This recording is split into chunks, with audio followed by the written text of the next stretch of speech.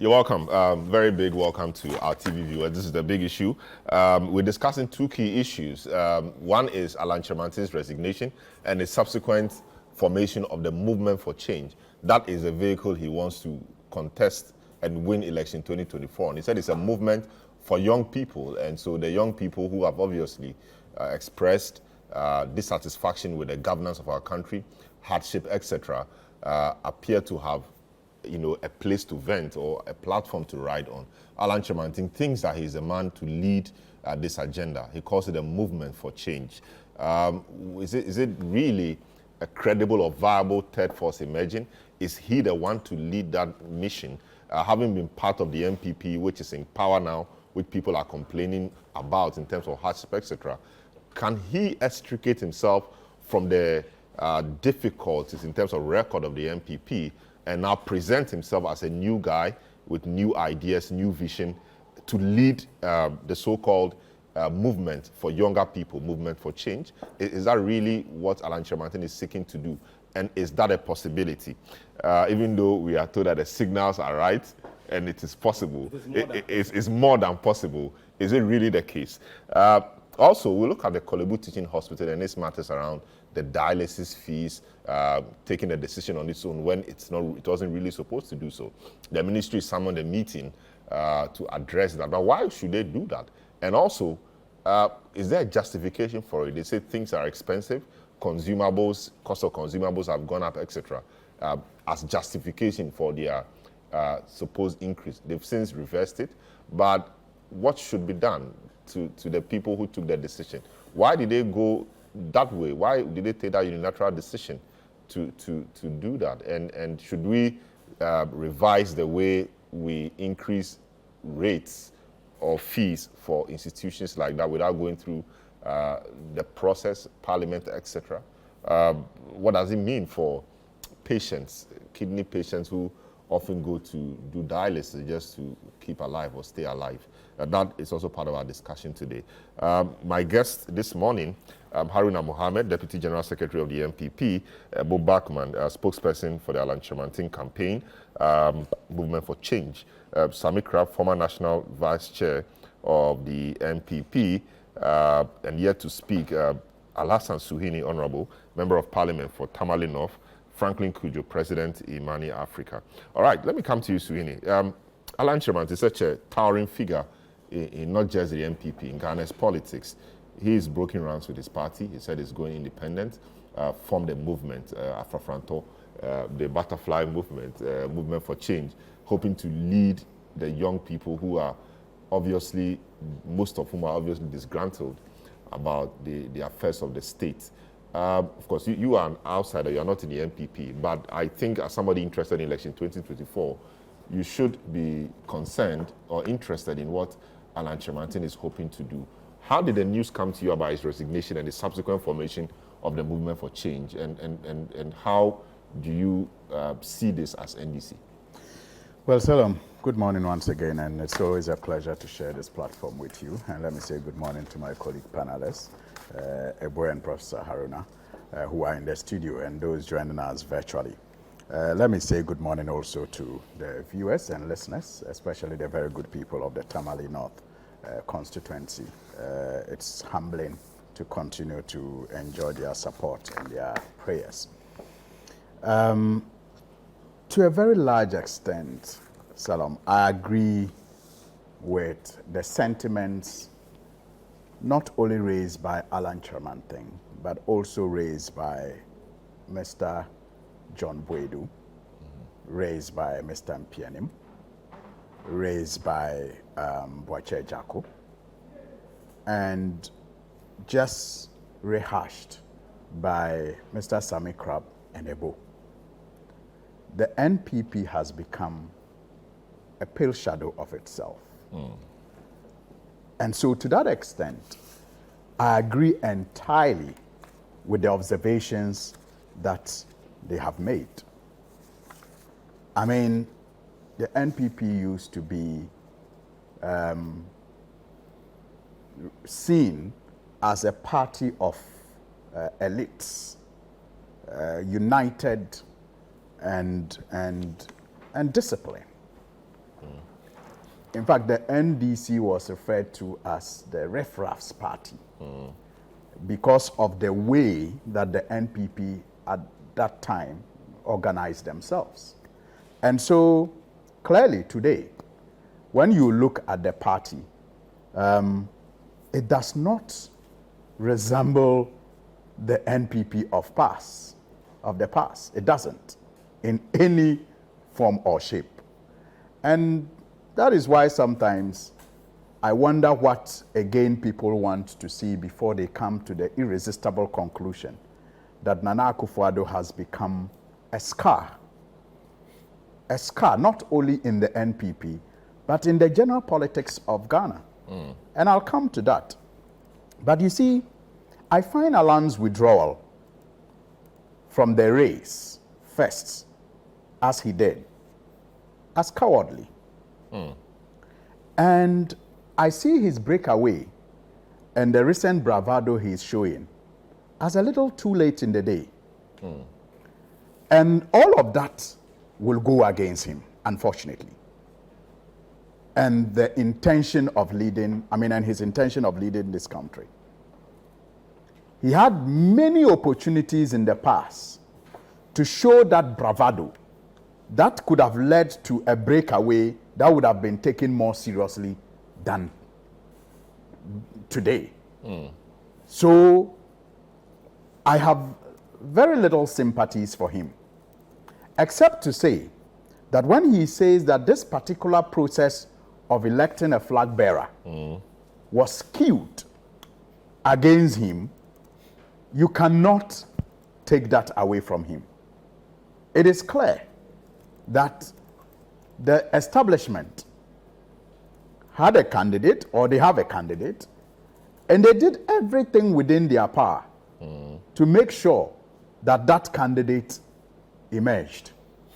And you see, when my brother Haruna was speaking and eloquently made references to the party's constitution, what he did not tell you, or perhaps let me say, what he did exactly is what the party council of elders and others have been doing. And that is why Mr. Alan Kyerematen will tell you that the party is hijacked.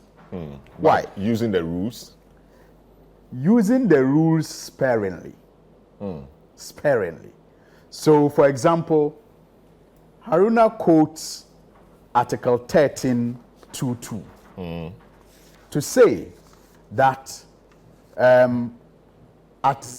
a vote, when you have to choose a flag bearer, delegates have one vote. Vote on one candidate. But you know what he did? He skipped 13.19. Which says what? 13.19, read now. Because you see, they have two forms of voting. The first voting is when the candidates are less than 5. Every delegate is entitled to one vote. Do you understand? Yes. But they say that when they have more than 5 candidates, there's a special, if you like, crop of delegates who will select the 5. And that is what happened. So let me 13.19 said where there are more than 5 contestants for nominations as the party's presidential candidate, a special electoral college shall cast their votes by secret ballot for the first 5 contestants to be shortlisted. Shall cast their votes by secret ballot to select the 5. It didn't say they will vote one person to select the 5. No, but the article. Wait. I'll explain to you. No, I'll explain to you. Voting. No, I'll explain to you. They say they'll select the 5. Salom, you see, let's get some education. It's politics. If you have a system that is to select 5 to go for a contest, and I can manipulate that system to emerge first, that is huge advertisement for me for the second process.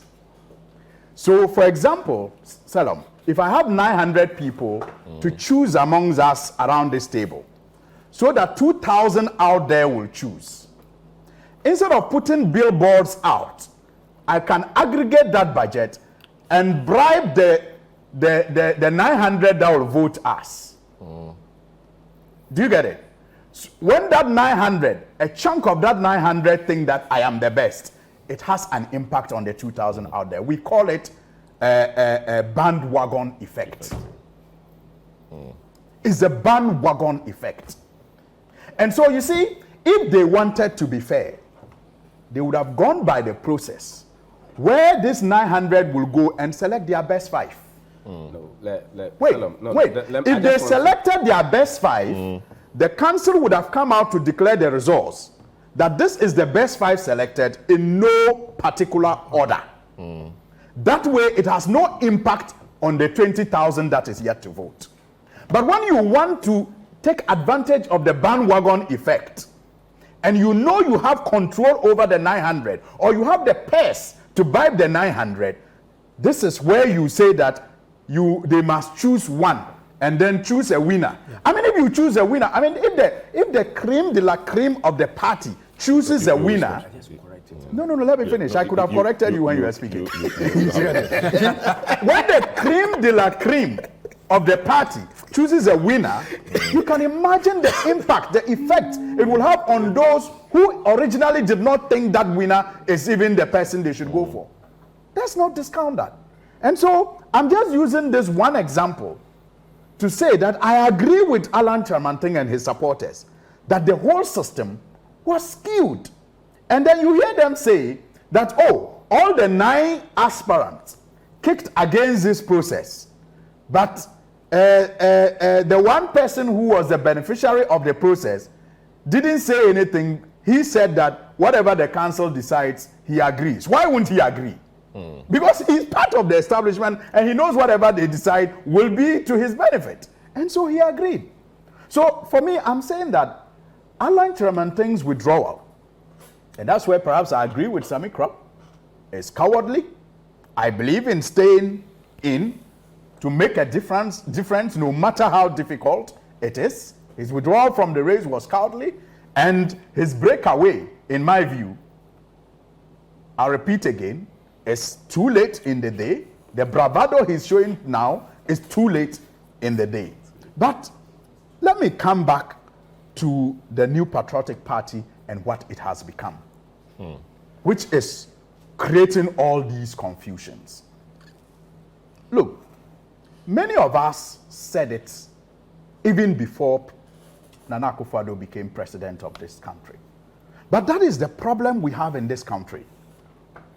We are not able to differentiate between mere partisan politicking and, in the process of that partisan politicking, what we have to focus on, especially when we want to show we are patriotic, and based on that, make decisions that will impact our country positively. Look, President Akufo-Addo in opposition showed all the signs that he is showing today as president.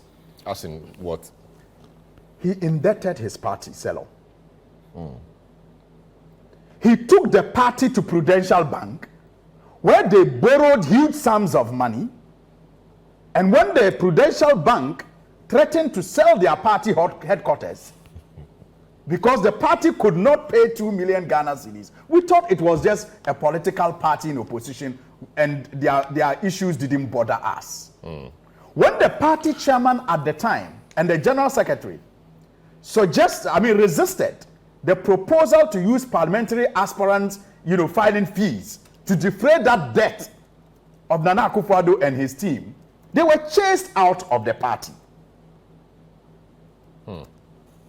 Are you therefore surprised that today Ghana's debt is unsustainable?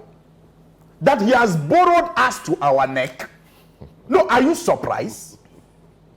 That it is unprecedented. No government, no president has ever taken us on this path, where we are done with a first DDP, and it is not enough, and we are considering a second debt restructuring. Are you surprised? When you ignore the fact that In opposition, as opposition leader, he indebted his party to a point where a bank threatened to sell his party headquarters. You ignored it. And you thought it didn't matter. And you made him president. And he has indebted your country. And you are undergoing a haircut. The first one isn't enough. They are coming for a second one. Are you surprised? Are you surprised that as party leader, he opposed every dissent, crushed it with violence. Violence that even led to the death of his regional chairman. And then he goes to general election as president, and he's threatened with defeat, and 7 people lose their lives. First time ever since we started 1992, since we started this democracy in 1992. First time ever. Nobody has ever lost his life during elections in this country until Nana Akufo-Addo was threatened by defeat as president in 2020. And 7 people were killed. Are you surprised? Didn't you see what he did when he led his party? The violence he unleashed that led to the death of, even his party regional chairman. So I am saying that it is important that when these discussions are had, we are able to distinguish between the mere partisan politicking and the serious issues that will eventually come back to haunt all of us, whether you belong to that party or the party involved or not. I see. So I'm saying that clearly, the NPP today is a pale shadow of itself because largely of the kind of leader that they have. This is a person, I am informed, who has never missed a council meeting even as president. Even when he is away, council meetings are rescheduled for him to be present. That is how much control he has with the party.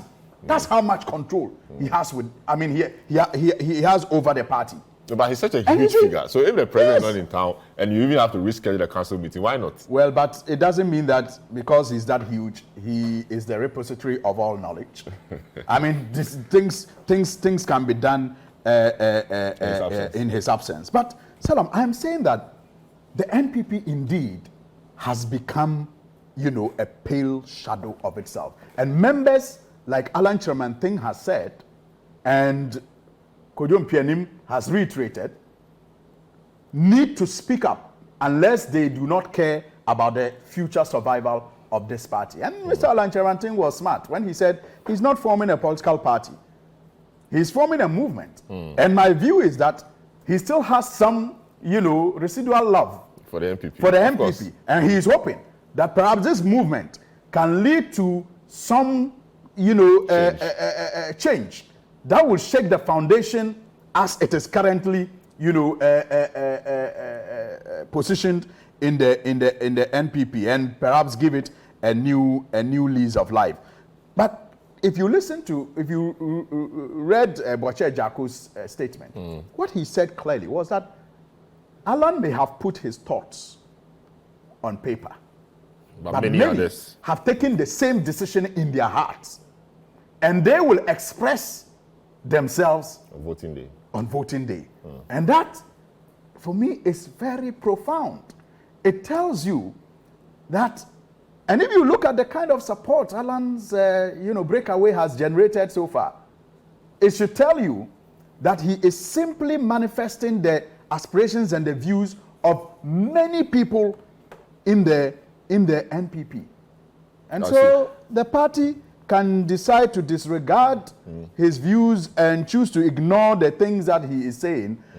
For us in the NDC, we have for a very long time now, in fact, even before he became president, consistently told the people of Ghana that the crop of leadership that Nana Akufo-Addo works with are bad news for this country. The evidence is there to show unprecedented unemployment rate, unprecedented inflation rate, unprecedented deterioration in our education sector. And I'm not the one saying it. Read the ISODEC reports about basic education and read the reports on our environment, unprecedented devastation of our environment and so on. So, and the corruption, you can't even go there. The money is now under beds. And even when millions are stolen, they do not notice.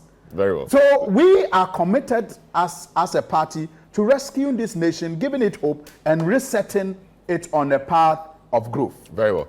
Franklin, welcome to the program.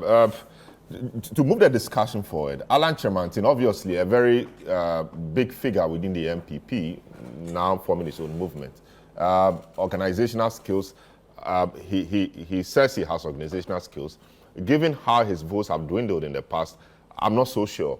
Does he have the capacity to lead this movement, to become the reference point for disgruntled young people, because I said it's a movement of young people, to lead these young people into an election and make any meaningful impact? He wants to be president, but can he really make an impact in the coming election? Does he have the capacity to marshal resources, marshal people, convince people, sell his vision, and cause an upset in 2024? Well, good morning to your good self and my friends. Look, this is going to be an uphill task for him, really. If you talk that the two major parties have representations all over the place, there's going to be polling station vigilance. You need to mobilize every member of yours to be present at the polling station where results are actually, for the first ballot to be cast at the collation centers and what have you. But even then, the whole party machinery that you must have in order to, as it were, not only sell your message, but sell the Kool-Aid as well. You know what I mean? Some of the freebies that are given as well. So it's going to be a monumental task for him. But I must admit and accept that he has a certain appeal, which doesn't seem to have faded away. If there's anything he's done with his breakaway message, I should say, is that he's trying to not necessarily claw back any integrity he's lost, because I don't think he's lost any politically, if you ask me. And by that, I mean in terms of scandals, in terms of some of the wild things we hear about certain politicians, he doesn't have that type of baggage. But certainly he's trying to shine his credentials a little bit more from what the party he belonged to is. Even there's a little problem, which I'll come to shortly. But I think clearly he's trying to say that, well, look at me, I'm unblemished. I could do so many things, but as to whether all of those would lead to significant votes, that is where the question really is. I do not doubt again his towering figure and possibly the fact that he still has some significant appeal within the party. But the party seems to have also evolved. In fact, Ghanaian politics has actually evolved as well. And in this case, the emphasis on the youth, which he seems to be interested in, maybe one way out or maybe one way through which he might try to, as it were, claw back into the hearts of people again. And I say this because the Alan we used to know, or we used to hear about, is actually not the Alan we know of today, right? In terms of the fact that a lot of water has passed under the bridge. There's been so many things that have overtaken him in terms of strategy within his own party and in terms of overall national politics. But I must say that the party, as the MPP itself, would have to be careful how they talk about him. I like the fact that the General Secretary was a bit more circumspect, and he did allude to the fact that Alan is still a towering figure, and to the extent that whatever he had against the party should have been democratically centered or discussed was his failing. Was for me one of the very positive responses by an MPP leadership to Alan's resignation. But as to, well, now as it is, he's left the party, he's formed the movement. He still needs to clarify exactly what he wants to do differently from his own party. Because most of the things he's saying are probably things that are still in motion within his party and not necessarily significantly different from the woes that this country has suffered or have been inflicted upon by politicians forever. The innovation I want to see, maybe he would like to explain a bit more to us than he has done. And the things generally that will make him a significant appeal must be super, super, super different from the two major parties. If he's not able to do that, I'm afraid his is his personality, which he alluded to in one of the interviews I listened to. May not cut it at all because people have moved away from personalities. I mean, the average Ghanaian today, whose life is critically in chaos, clearly is interested in ensuring that they can find a 3 square meal a day and possibly pay for healthcare as well. So there are so many other things, and of course, education and so many other things that I suspect has to be done. If Alan keeps promising, though, that he's going to be de-emphasize the centrality of leadership as in the presidency, which we all know has become something like a Commander 45, then what it means is that, yes, he may be appealing to maybe a few moderates and a few people within the elite circles. But as to whether those persons will vote for him based on the fact that he's likely to win, I think that would be quite an optimism that may be quite unwise. But as it goes, it is likely to change our political campaigns and make it quite sound. I think it's going to offer some sort of a clean break from the politics of insult because he naturally is not a person who likes to dish out jargons and dish out what I call sarcastic comments. I think those are pretty well done by John and Baumia quite well. A bit of that may spice things up, but I think he might be offering some refreshing insights into exactly how leadership should be done. Some of the things he's referred to are quite interesting. I mean, to say that he doesn't belong to, you need a leader and not a party. Well, party or movements can produce good leaders anyway. The most important thing is what you do with power when you have the power. I'm one of those who do not necessarily believe that our constitution, even though there's so much power in the president, cannot use their power for any good. So there are so many things that may define the next election based upon some of the things Alan has said. But as far as that goes, when it comes to political mobilization, it's an uphill task, and maybe he's going to find solace as he's already started in the young people. But as to whether that will cut it, given the dense nature of our politics, where the major party machinery actually makes a lot of significant impact on any electoral outcomes. I'm not too sure he's there yet. And he needs to, well, he may have to break the cycle of what I call the cycle of curses. Since 1996, you recall, when all the persons who have moved away from their mother parties, from UGM up until Kusitano, and I think Konedu and who was it again? The former Obeda AGM. Samoa is Yeah, DFP. Yeah. yes. When they all left their mother parties to form their parties, they perform abysmally, and in some regard, actually got quite insulting figures. To think that GUM, the party that was formed in 2000, or probably a little before that, sorry, 2020, before that, garnered over 100,000, 105,000 votes, beating even established parties like PPP and CPP. No party, no independent candidates had garnered votes beyond 80,000, actually beyond 76,000 that I think Guzitano did in 1996. So there's a record that he needs to break. Maybe he can do that. But clearly, there's a lot that goes into mobilizing for political power. I'm sure he himself is probably convinced that he's not likely to win power, but he might make a dent. If Alan manages even 200,000 votes, which supposedly will be from the MPP party, the MPP should be worried, really, given the tide that is swimming against them, a very disorganized economy, shambolic performance economic-wise, and indeed the fact that the last election they won by close to about 500,000. Those things are already, these economic situations have already eaten into a chunk of those numbers, and now they have something else to deal with, an Alan Kyerematen who is on the loose. And who knows?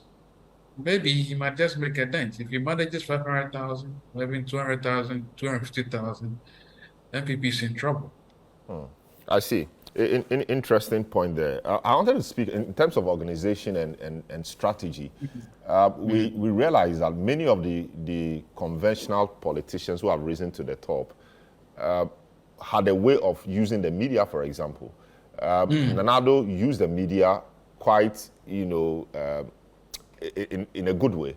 So he had a statesman, and the statesman, from his father's days, but he used it quite well. Galvanized other media houses around him, statesman, the Daily Guide, etc., to help push an agenda when he was in opposition. Then we saw the formation of the DI, which was the think tank around his vision, etc., pushing it, being in the media every time, advocating his views, etc.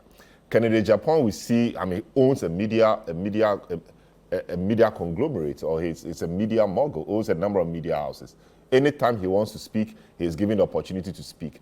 I'm not saying Alan should own media houses, but he's been a bit coy or shy from the media all through his time as minister. He will only come and speak, but you not see him engaging the media like somebody who had such a vision, maybe to be president, or dealing with the key issues, confronting issues, taking on people, taking on issues in the media. He would do that, but he sparingly did. Will you say that strategically he has failed to take advantage of the media to push himself to the top? He hasn't really done that. John Dramani Mahame's example may be different. He was in parliament, he became a running mate, and then he became president after Mills died. So that's quite different. But in terms of the guys in the MPP now and leading the pack, Nanado used the media quite well. Ken Japan is using that quite well. Baumia may not be a good example because he is a beneficiary of a governance system. So by virtue of himself being vice president, he has the media. Will you say that Alan hasn't used the media well? Well, two things. First of all, Alan is a very laid-back person, and I think that he wanted to respect the fact that he was working within the party and probably did not want to outshine everybody. Probably one of his downfalls when it comes to strategy. But as it is now, he's broken free. That's what he says. Essentially saying he's free. And I've seen a few interviews he's granted, which are quite well done, I would say. If only some of the issues around why he's leaving the party would be suppressed quite a bit, then he would have a clearer message to the people. The question, though, is whether he alone should be doing that. He needs a better machinery, people who can speak better to the issues that are plaguing us right now, that he must form and establish, who must be willing to speak and speak coherently across the country. That's what he needs. He started off well, I should say, but that's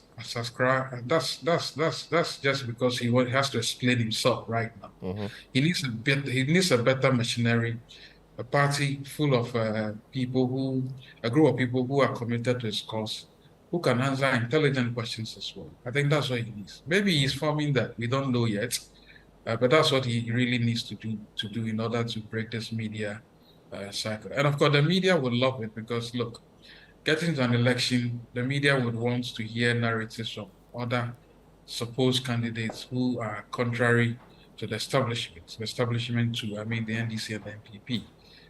Even though people assume that, well, Alan is still a scion of the NPP, and so maybe whatever he says may reflect the NPP stance. I think the media would love it because they would like to hear something different. And that's what Alan should invest in. He should invest in scholarship, as in putting together a competent team to do a proper diagnosis of the country's ills.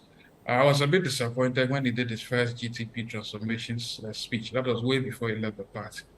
It was a lackluster event. And it seems to me he's moved on a little bit. He's probably inched a little bit by 10% since he left the party in terms of ideas and talking strategy, but I think he needs to do a lot more. And that must be the guiding, those thoughts that have to be invested in the strategy should be the guiding light for all his communicators across the country. Certainly the media will play a role. Yeah. No, go ahead. Just conclude that point.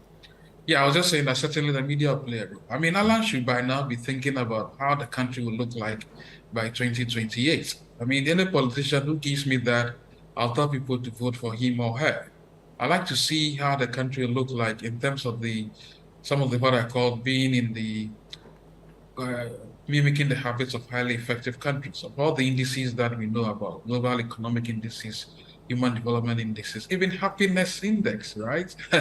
If I were Alan, I'll be internalizing all of this, look at all those models, look at where we are currently as a country, and then diagnostically decide through certain modeling how this country will look like, besting itself from the current position that it has on some of these indices, and see how it can become a very good country by 2028. That's what we want to see. I mean, that's what I am looking for, rather than anybody coming to tell me I'll build an industrialization bill. Those things mean nothing, really, at this stage. I And if see. you come to one district, one this, one village, one that, one fish, one fish head, one schoolboy, one supporter. Look, those things are old and old-fashioned nonsense. They don't do anything to people. As we speak now, Alan should be able to tell us, and even Kennedy Japan should be able to have already plans to tell us that, look, if free SHS, they are going to continue, it's going to add value to the economy by X%. And the politician who doesn't promise any of that is not serious and should not be countenanced at all. Goes to the NDC and NPP as well. We really want better insights how our country will look like from 2020. Already 4 years of that, by the way, is in the DDEP. So anybody promising something beyond what we currently, our lives have been decimated by 3-4 years of current happenings, would mean that we want to see something brighter. So now that I've said it, they shouldn't come and say, oh, by 2028, Ghana will look like Washington, Accra will look like Washington. Please, that's not what I'm talking about. Come and tell us exactly how you're going to get there. And it must make sense, really. I see. All right, Ebo, history doesn't really support, or history is not in favor of Alan Kyerematen. We've seen similar breakaways in the past. We saw reform in 2000. We saw DFP a bit later. We saw NDP. We even saw UGM in 2000. They didn't make any dent. They didn't do anything. How is Alan hoping to make himself count in this new endeavor? Thank you, Salam. I think we need to, when we are giving examples of breakaways, sometimes you forget one particular one, that of Kwame Nkrumah. Okay. It's very important to consider Kwame Nkrumah's breakaway. And for me, if you go through the history of our country in respect of how we started our politics. Now, before Kwame Nkrumah broke away from UGCC, there were already agitations out there for political emancipation. So on the street, people were yearning for a change. So when Kwame Nkrumah broke away, the grounds were already fertile for him. Because, as I was saying, people were already agitating for a change. So he became that agent for the change that people were yearning for. And if you look at the situation we have now as a country, if you're going to be very honest with ourselves, Ghanaians are yearning for a change. Because for the past 32 or 31 years, we've had a political market that has been dominated by two political parties. This duopolistic political system that we've had for the past 32 years. And the results, I mean, what we would have expected that this system would have provided for this country, I'm afraid the results don't show that. And so Ghanaians are yearning for a change. And the question is, should that change be a change of another, that should come in the form of another political party, or it should come in the form of a leader who will be able to come out with policies and programs and plans that will help to transform our economy? For me, that is the most important thing. So if you consider the fact that Kwame Nkrumah's breakaway was successful because of the needs of the people at the time, people were yearning to break away from colonial rule. Yeah, but you know, the difference is in the Kwame Nkrumah time, Kwame Nkrumah was the viable alternative. Now, NDC is a viable alternative. They've done it before. They've been there. They've done it. We've seen it all. They have a machinery in place. Alan is just coming, and he doesn't even have anything on the ground yet. We don't even know what he's going to say. So to compare Alan to Nkrumah, maybe... The comparison, I made a comparison on the basis of change. What I'm saying is that even though NDC and MPP, they've been there for the past 32 years, I mean, the result is what we are experiencing now. So what I'm saying is that the alternative... Alan has been part of that status quo. Yes. He was part of it from 92. Yes. To this week. Yes, that is why it is important sometimes it is to step out of a system to cause a change.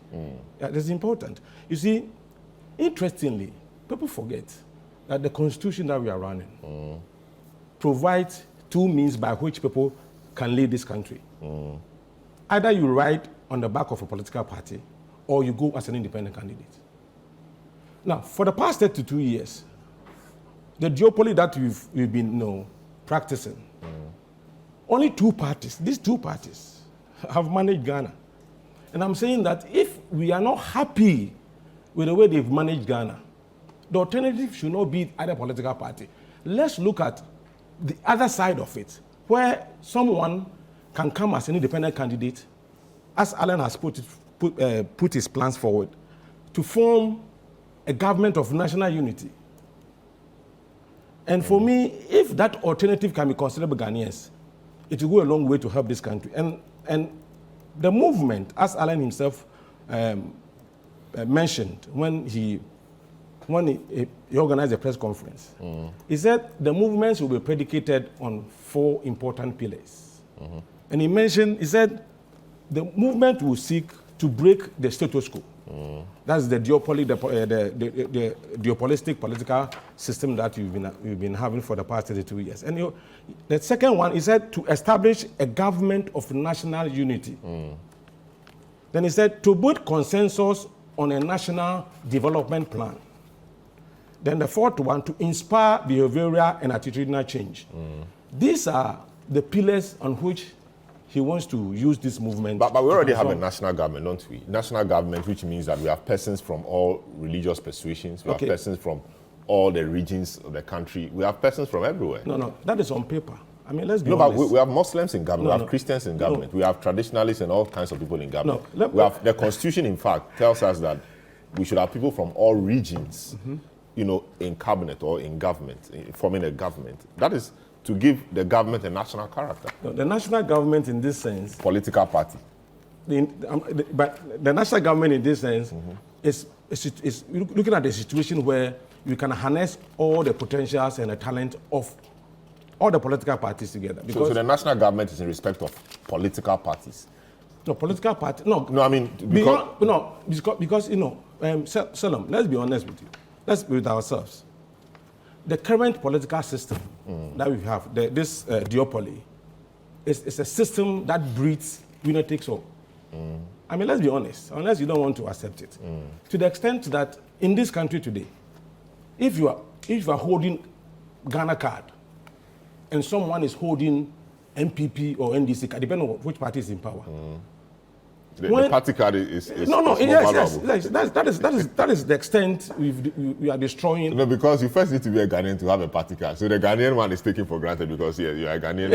That's what I'm saying. That is the seriousness of the issue.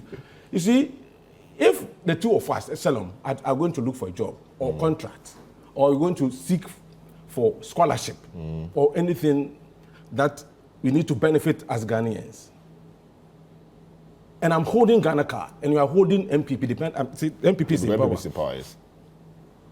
I become, in that regard, a second-class citizen to you. Even though originally I was born a Ghanaian. But because I decided not to belong to a political party, and a friend of mine decided. So you've been disadvantaged. Do you get the point? That's a reality you say exists. No, I mean it exists. I mean, if NDC is in power, it happens. MPP is in power. And Alan wants to change that. And that is what we need to change. Let's test the issue about national government a bit further. Now, the Constitution, Article 78, tells us that majority of members of ministers must come from Parliament. Yeah. Now, MPP is on this side, NDC is on the other side. He is not fielding independent candidates, he's told us. Now, how does he get majority from Parliament? You want to appoint somebody, Minister of Finance, maybe from the MPP. MPP will say, no, we don't like you. You don't. All our people will not take any position from you. NDC too, I'm not sure, because they won't send their people to come and help you. The next election, how do they fight the next election? So there could be that thing, that they will not allow their people to come freely serve in your party. They must resign first. And that is a difficulty. How will he form a government?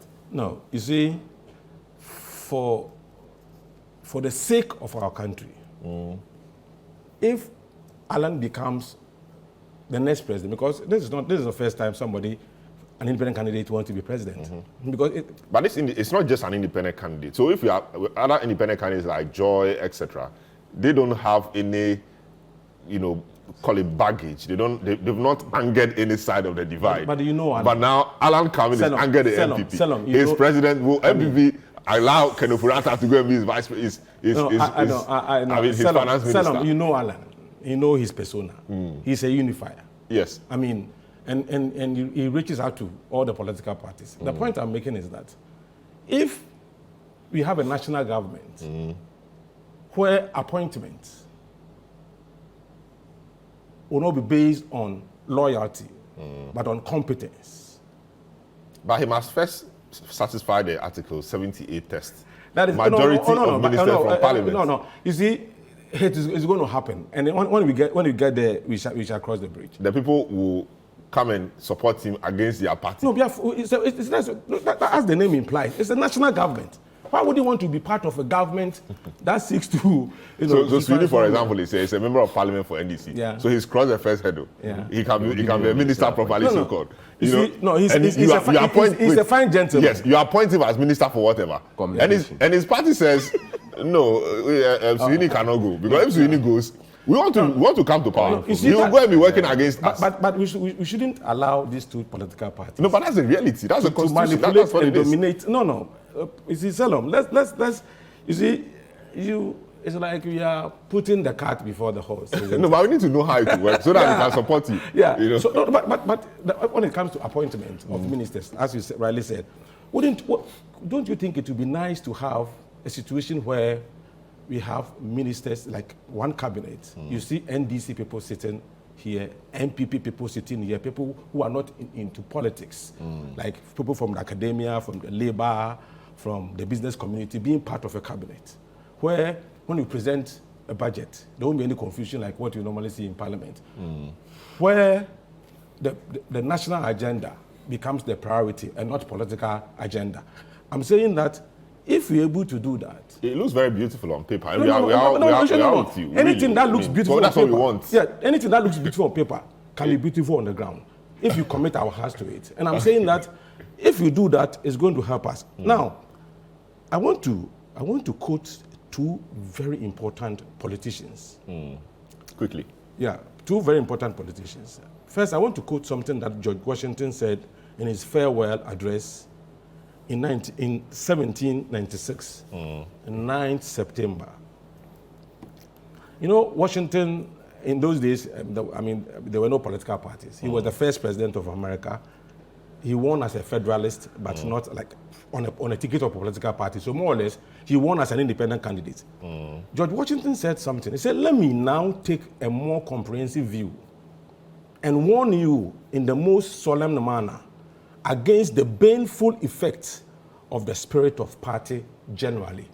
If you read what he said, and particularly this quote, he was worried about the effects or the baneful effect. Baneful, you can put harmful there or destructive there, destructive effect of the spirit of party politics.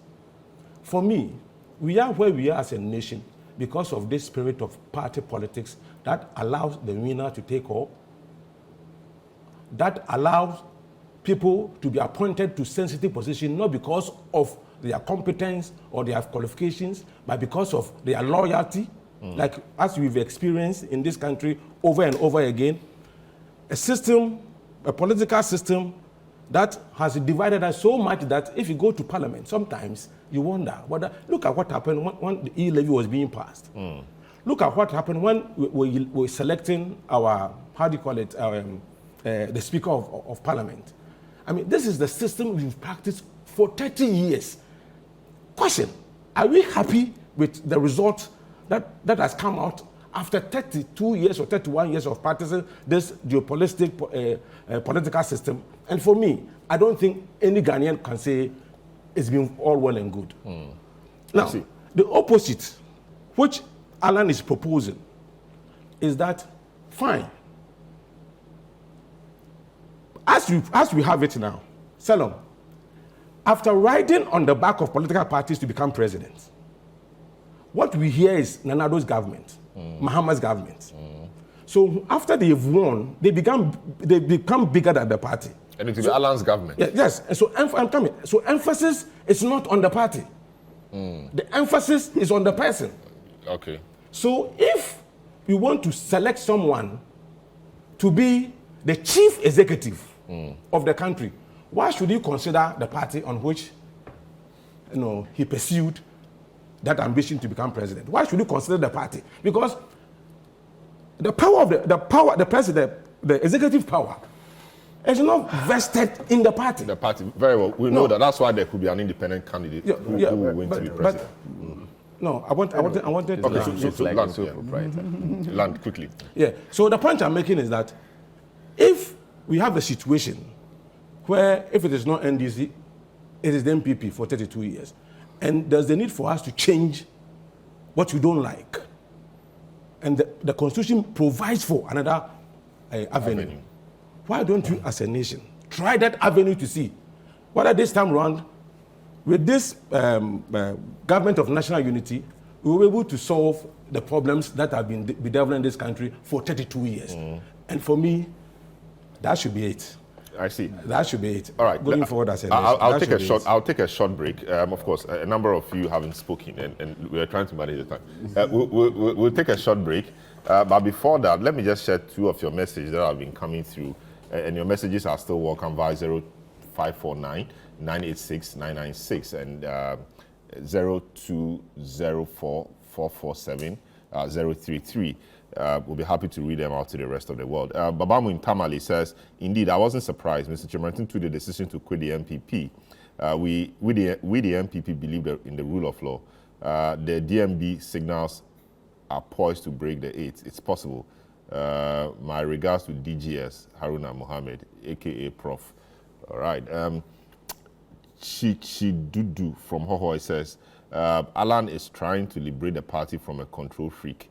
MPP people should know that if this is not done ASAP, everyone would have to seek one man's approval before anything comes to him or her, even when he's out of leadership. Alan will weaken his claws. We'll take a short break, return, and deal with the other matters, in this Alan matter before we move on to our next topic. Don't go away.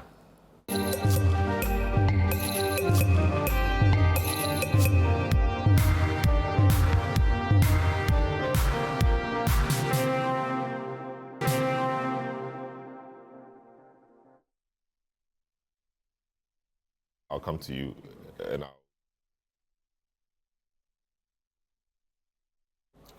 Welcome back to the big issue. Very interesting discussion. Alan Kyerematen is formed a movement that he hopes to win the election, but there are issues with that constitutionally, etc., that we will have to scale. Let me speak to Sami Crab. Sami Crab, Alan is bent on doing what he's doing. What challenges do you foresee he will face, and what do you think works for him? Well, it's not easy to organize a political movement. It's really difficult. And I think you face a lot of challenges in putting together a machinery that can come up against the MPP and the NDC. It's going to be extremely difficult. I have experienced politics from my early days. I used to be an organizer in a ward in Ablekuma North. I became the secretary, Alliance for Change, Greater Accra Region branch. I became a regional chairman, member of National Council, National Executive Committee, a vice chairman, ran for the chairmanship and lost. So I know how effective those machineries can be. They're like juggernauts. And I am not too concerned about Alan winning the election. I seriously speaking, I think if you were to have Alan in a private conversation, he will tell you that he doesn't expect to win the general election. I don't think he expects to win. It's the spoiler candidacy that we should be looking at. If you remember Ralph Nader, if Ralph Nader had not entered the race, Al Gore probably would have been president. Al Gore would have won Florida. It's the spoiler effect that I am concerned about. I remember must have been before 2014, the current president, Nana Akufo-Addo, and I were sitting alone. I mean, I was supposed to have met him in his apartment, but he said, look, we want some privacy. Let's go to a hotel lounge. So we met there and sat down. And at that time, he just told me something that I think resounds today.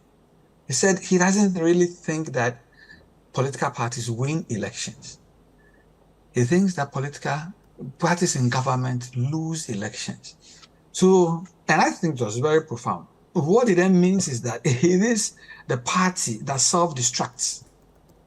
I mean, more so than other parties coming in to make inroads. So, NPP itself must do some introspection.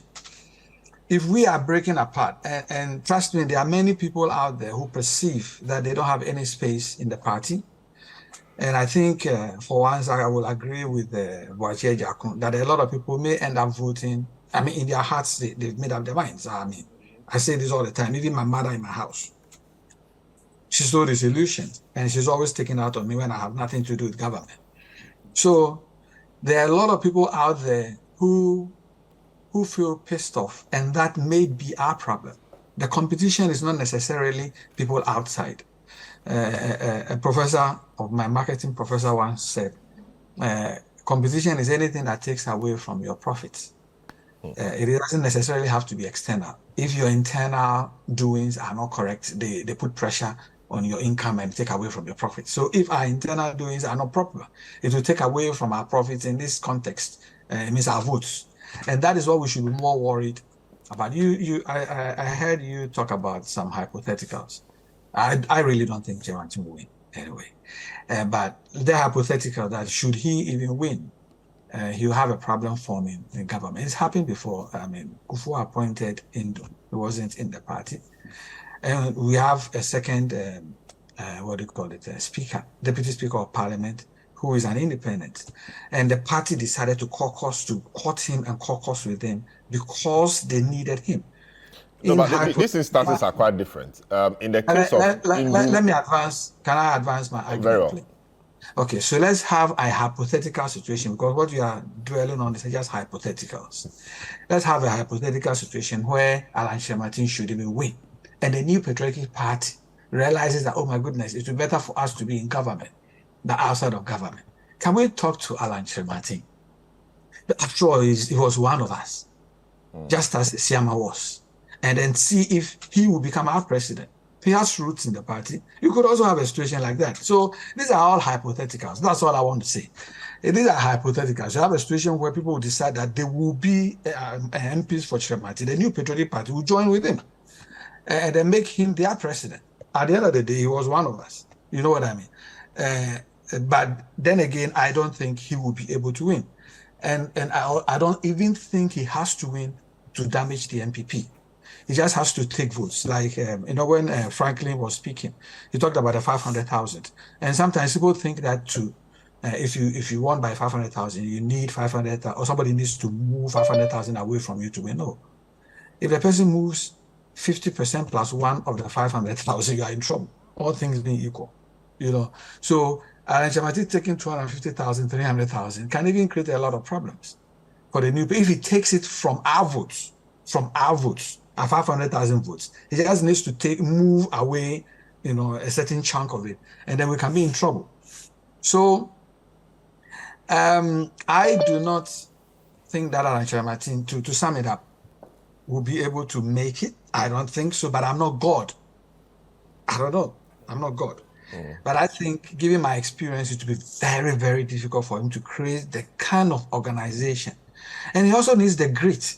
If somebody moves away from a fight this easily, I have my doubts that he will be able to slug it out against two juggernauts like the NPP and the NDC. It's character, ability to stay in a fight. that matters. You know, like Kennedy Japan, say what you may about Kennedy Japan, he has what it takes to stay in the fight and slug it out at the end of the day. Maybe that character itself will be telling. Because here we have a country that is malfunctioning. So you need people who can stay in and fight to make sure that that country is transformed. So it's not, we are not only talking about a situation where you read big English and then manifestos and things like that. It's the character of the person there to stay in and slug it out when things go tough. And so I really don't think that he'll be able to. But let's test this whole thing about staying in and slugging it out. John Boyd said the same thing. But if I'm in there, I'm suffocating. I mean, my views are not heard. Nothing I say is working. I can't stay in there, suffocate and die. I have other views. I have other avenues to get to the same thing I want to do, to be president, to change the country, to lead the country. Why will I stay in there for the sake of party and suffocate and die with my ideas? I don't have to do that, do I? Well, then if you don't mind, I'll use myself as an example. You know what happened to me in the past. It's never crossed my mind to fight from outside. Because you see, but you didn't, as far as I know, you didn't want to be president. You just wanted to serve the party. You didn't want to be president. He wants to be president. And the Constitution gives him other avenues, and he's chosen that. Well, unless, of course, you wanted to be president and we didn't know. No, you're moving things around. I mean, here is the principle. I was talking about the principle of people staying in and slugging it out. And I moved it from what has happened now even to the presidency. Being a president, it is not going to be about wanting to be president. It's going to be about wanting to complete issues facing Ghana and your abilities to stay in and fight when things are. So those things can be compared. In my case, there were issues. I had a choice to move out and say, I'm pissed off. I'm not going to get involved in politics anymore. But I decided to stay in and slug it out. So I never moved. I'm not moving out of the New Patriotic Party. It's not for anybody. I'm going to stay in there. A lot of people, my dear friend, look, it's amazing. I have dear friends. John Boyd is my very, very dear friend. Very, very dear friend. But once upon a time, he was in trouble in the New Patriotic Party. He got out of trouble, he became a general secretary, and people get into trouble. Even Wontumi was once upon a time suspended. So people go through so much within a political party. Sometimes you may be influential, other times you may be on the fringes and other things. But I think quitting should be the last thing on your mind. To me, it is a measure of your ability to slug things out when the going gets tough. Regardless, because nothing in this world is easy. Absolutely nothing. I see. So if you just want to be president for the sake of being president, that's a different thing. And that's where I depart from Kyerematen. However, I don't take anything away from his contributions to the party. He's done well for the party, but I see him as an opponent now. And I really and truly do not believe that he can form a machinery strong enough to beat the MPP. I see. Haruna, a lot has been said. Sweeney said a few things, and I'm sure a number of things have also been said. But Sammy Crab is saying that we should be worried about Alan's spoiler candidacy. He calls it the spoiler candidacy. He will just spoil votes for the MPP. And I understand his campaign will be launched in your stronghold, which is his base as well, Ashanti region. That should obviously make you worried. Definitely. As a political party, once he was with us and he has taken a leave of us, we must be very worried because it is one vote counts in election. One vote counts. However, the national leadership of the party is taking cognizance of this particular matter, and we are dealing with it from the base of the party to make sure that we now consider Alan as a political opponent, just like Sammy Crab has said. The way we treated him when he was within and decided to go out of the race will be different from how we will treat with him as the leader of the movement. So now you treat him like the way you treat NDC, boot for boot. Yeah, so he's another party, virtually just a party now. We have to handle him as such. I like most of the portions that Sammy Crab has raised. He talked about that it's like a moon. Today it will be on your side, tomorrow it be on your side. You can remember in 2007, Alan was the systems candidate. All manner of things were being done. I come from Zabzugu. The DCE for Zabzugu was sacked. Alasan Yakubu Bukari was sacked because he was not supporting Mr. Alan. A lot of other people were frustrated. We know they were sad because of that. So Akufo-Addo had his own share. He stayed in. D.H. Mensah wanted to become president. Akunta to His Excellency John Ajekum Kufuor. He contested with him. He couldn't make it. Professor Aduboahin contested, became the flag bearer, and then came and lost to J. Kufuor. A lot of other people. I believe in the concept that you stay and then fight on to be able to achieve what you want. But he has decided to go out, and we still respect his decision, and also acknowledge his contribution to the New Patriotic Party. In fact, we'll use most of the achievement that the government has through his ministry, just as the General Secretary has counted, because an achievement of the party. I just want to make one correction. When my good brother said that he could have corrected me when I was speaking. If you read Article 13, 1, which is about election of the presidential candidate. Of your constitution. Of the Constitution. And then you read further to Article 13.1.9. It talks about selecting of 5 candidates. All that process is talking about the selection process. The Article 13.2 talks about voting in the presidential primaries. So that Article 13.1.9, which is one of the process, which is the definition to the Super Delegates Conference, would have to go through election. So the Constitution demarcated Article 13.2.2. That Article 13.2 is the voting in presidential primaries. And that particular 9 is part of the process. So you can't entirely discuss Article 13.1.9 of the voting without coming through how the voting is being done. So the 2.2 clearly defines how voting is done. And that is where it says that where there is more than one contestant, each delegate will cast his or her vote by secret ballot for one of the candidates. This is very clear. So that is what I want to straighten up. This one is towards the election. It's just a process. And this is one but he raised, of the the process. point he raised is quite fertile point. No, but it does not sit in here because what he is saying is talking about the process. Then when the process comes, what is the election time? This is this provision talks about election. And the Super Delegates Conference is one of the process to the primaries of the elections. Because if you have less than... So the primaries, what you did is not primaries. The yeah, primaries it's one of the process. Yeah, it's one of the process. So this is the primaries. It's voting in primaries. So it's one of the processes in the primaries. It's one of the processes in the primaries. Yeah, the Super Delegates, yes, you have more than 10. And you have more than 5. And then when you have more than 5, you are still making presidential primaries. To establish a system of selecting 5. And that is where the two have... That selection... Let me tell you. Now, let me tell you. First and another the point is that process of establishing and getting the 5, the Article 13.2 defines how the voting is done. So I think the point is... No. The suggestion is that... It defines how the voting is done. The suggestion is that you make it like how you do for the vice chairmanship. No, we don't make it. This is a constitution. We are talking about constitution, not what people... let me please. No. That's why I'm asking. That is MPP matter. Please. No. You should join the MPP.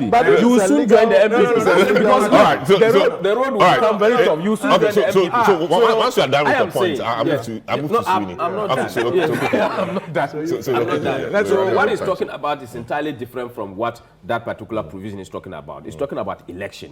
Whichever process that is leading up to the primaries is going to take form of Article 13.2 of the party's constitution. And some comments were made. You talk about Sami Crab, you talk about Ebo, you talk about Ajaku, what they said about the party. And I think you mentioned John Boydo. I don't think John Boydo had said something against, like, the party is being hijacked. John Boydo says to stay in the party and make it. Yeah, so that is it. But that's what I'm saying. They're all saying there are problems. And I'm saying but he was talking about a pie shadow.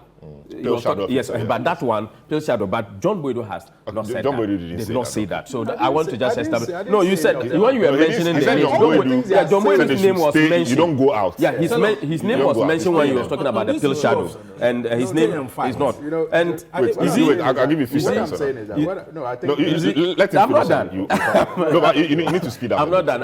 I'm very surprised that he says that the Nana Akufo-Addo and the MPP has become so violent in such a nature that everything is not going on well. But he has forgotten that John Dramani Mahama has said that their party, they are the paramount chiefs of violence, and because they are from the Maybe he said so because he No, realized but- that no, no, you but- guys were beating him to it. no, we are not, because they said they are the So paramount. he had to No, remind you that you are dealing with they are right His people. Royal Highness when it comes to violence. They are from revolutionary roots. But it is also not correct that the first time 7 people have died in an election. It's not true. When you check on your portal, 10th of December 2020, you reported that the police had reported 5 deaths, not 7. No, but I even thought it was 8. In fact, some people If say you 9. check now, it I has have not. been looking- People are I've been saying, but using that is what the police. That is what the police has reported. Even if it was That is what. even if it was the one. So even the one, that is where I'm coming. I'm One is coming. not I have an good import. enough. I have an import. Okay. But I'm You not know what happened in surprised. Cherkoni? I'm not surprised. You know, people died. This is not the first time people die in elections. People died. No, but is that Yes, the way no, we but should go? no, Many years it shouldn't on, go is like how that. should But be? it is not that. It is because it is happening under one particular government. But it happens in several other instances. in a People general die. election, Even one in death is not. general elections, people can't- would die. Shouldn't be evaluated to say it's positive. Even one death. Like the way You get it? the guy Uh-huh, almost lost his one eye. Yes, like the let my vote count. The way No, he he's lost talking his about eye. the Northeast. No, but I'm also talking about the eye. You know, these are several eyes. Alan The let died. my vote, he lost the eye and he So died eye out for of that. eye, eye So, for eye. so these Eye are for things eye, that, we leave all of us and then blind. strongly, National Council meeting, he says that if the president is not there, that's not true. The last National Council meeting we had, the president was not there. We had a National Council meeting on the 20th. That was my daughter's birthday, 20th of July. The president was not there. So it's not every National Council meeting that the president is there. He's a member. They don't wait for him. The president is a member. The National Council, in fact, is chaired by the chairman. He finished cooking You see- everything, so he you didn't have to be in you see- the last 2 meetings. You see, That's for the last 2 meetings. If he said he wasn't there, I can't challenge it. But I'm telling you, he has finished cooking there. You see, the National Council is chaired by the national chairman No, he's of the there. party. So it doesn't need the president to be there before the National Council sits. So it is not correct. If you say Akufo-Addo had indebted the party, he has done what and what. But John Mahama was cited for Amajaro. He came into government, then he had the bus, Brandon, the Airbus, and all that. So these are examples. Clearly, if we have to all go, we will be giving examples of leaders who have done things in the past and came into government and did worse than that. But the MPP and Nana Akufo-Addo, we are very focused, and the MPP will make sure that we'll make the amends and make sure that we bring we need to back power. very well. We need to transition. So Inusa, how am I calling you, Inusa? Yes, because the first we are going to call it Inusa. Yes, I'm wondering why I'm calling you, who I've known for many years. always comes in. Who I've known many years. Sweeney. So Yes, I think maybe it's because my senior brother comes here more more. often than I maybe. do. So maybe You we know, need to, yeah. Salam, So just 2 minutes. Wrap it up. I'll for me. try. I will not respond to many of the issues that my brother has tried to address, because I am convinced that even in his attempt, he has not taken away anything that I said from the beginning. Okay. But I just want to make it clear that when you look at their constitution, 1322 may be for voting, but 1319 also requires a certain process that can be used not to disadvantage any of the 10 in this particular case. There were 10 candidates, right? Yes. Salom, though I was a science student in secondary school, I didn't like maths very much. But I'll try to put it in a mathematical formula to suggest to Prof. Haruna and others that indeed you can still go through a process that will ensure that the council, that's what they are called, the super delegates, will have one vote for each of the five, which will still satisfy 13-2-2, where one vote is done. Because their task is simple. You have 10 candidates. They are supposed to select 5. So that 5 will now be taken through a voting process to choose one. So when you have, what it therefore means is that you have to find, as we say in maths, I will use the letters A, B, X, Y, Z. So you have to find A. So because in every contest, if you have 10 people, it means 1 against 9, 1 against 9, 1 against 9. Are you getting it? So let's say A against 9, B against 9, X against 9, Y against 9, Z against 9. So that process of selecting will find A, B, X, Y, Z. So that is where you allow them to go in and find A, B, X, Y, Z. In that process, they will be entitled to vote in one contest. So that means you have 5 contests. You have A, B, X, Y, Z contests. So they choose one in each of the 5. And in that choice, when it is aggregated, you find the 5. That way you don't disadvantage anybody. Because their decision, if you allow it to choose who is a winner, has an impact on the general election. So you don't do that unless you want to do it deliberately. And that's why I'm saying that clearly that voting system was skewed. You cannot run away from it. If you look at Article 13(1)(9) and you apply this A, B, X, Y, Z principle that I use, you would have come out with a better process that would have been fair to all candidates. This has been used before. To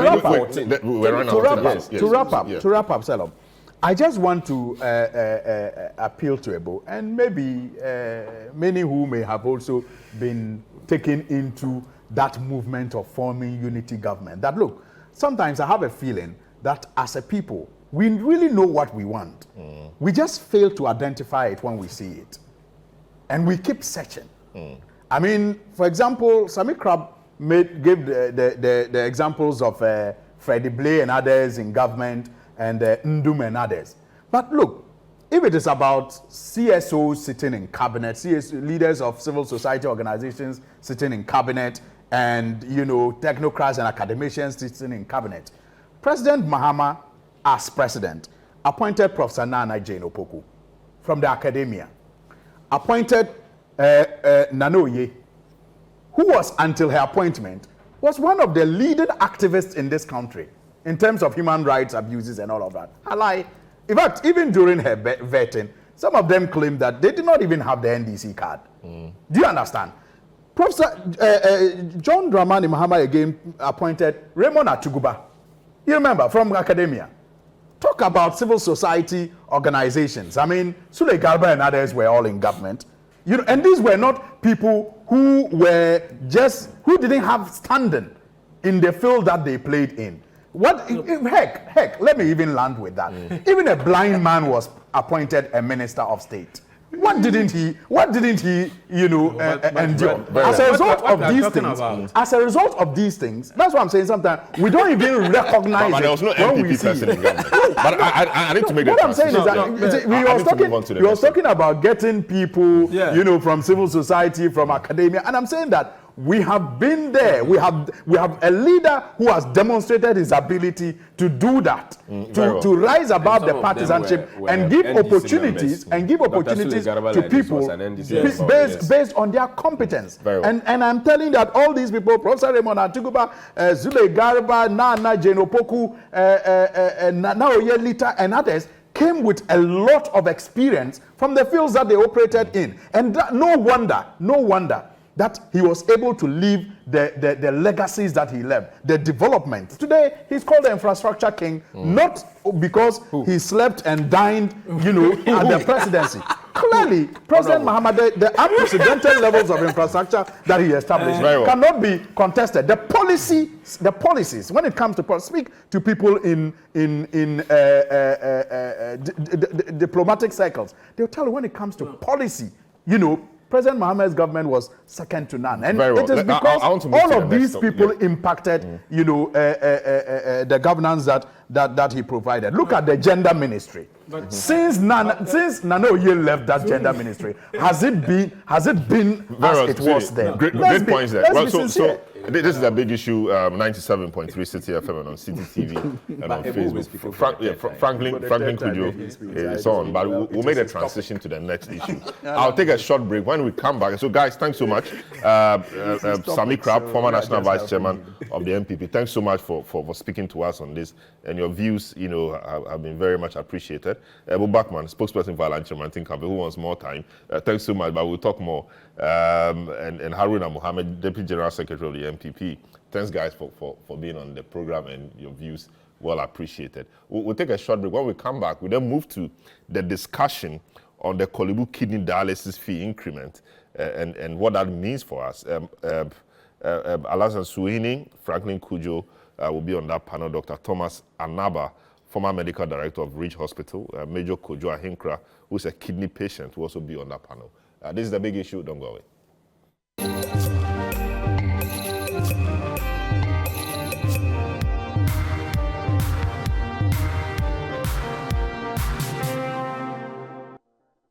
You're welcome back to the big issue. We move to the next issue. I mean, sometime late last week or early this week, we saw a press statement from the Korle Bu Teaching Hospital, which said that it had increased the renal dialysis cost from 380 cedis to 765 cedis. And this has been met with outcry from the public who are concerned about affordability of the treatment. Dialysis is a life-saving treatment for people with kidney failure. It removes waste products and excess fluid from the blood when the kidneys are unable to do so. However, it is a costly treatment, and many people in Ghana cannot afford it. In an interview with Citi News, some of the patients or some of the people who rely on dialysis treatment at the Korle Bu Teaching Hospital expressed their concern about the price increase. Management of the hospital clarified that it has not yet implemented the reviewed dialysis cost announced by the facility. There is more in the following report. A notice by the head of the dialysis unit at the center has announced an increment in the cost of dialysis treatment. The price has risen from 380 Ghana cedis to 765.42 Ghana cedis. This announcement has received mixed reactions from the public. I heard that they have increased the dialysis. And what I can say is that even the 380 Ghana cedis, they can't afford. And today you can see that 700 and something Ghana cedis, then people are going to die. Because when you look at the situation, even for Korle Bu to even do some subsidy on this dialysis is possible. Yeah, patient cannot pay. Go even 380 something Ghana cedis. When you can, even the machine, there's no reagent there. When you go there, they say they are doing only emergency. So people are dying. People are dying. So now it's 700 and something. How can they pay with this economy? And if you read the notice, the indication is that the price had moved from the current point to almost 700 Ghana cedis. In fact, in excess of 700 Ghana cedis. I got alarmed by that particular notice because I know people who go for dialysis sometimes 3 times in a week, and they need to do that plus or minus 12 times in a month.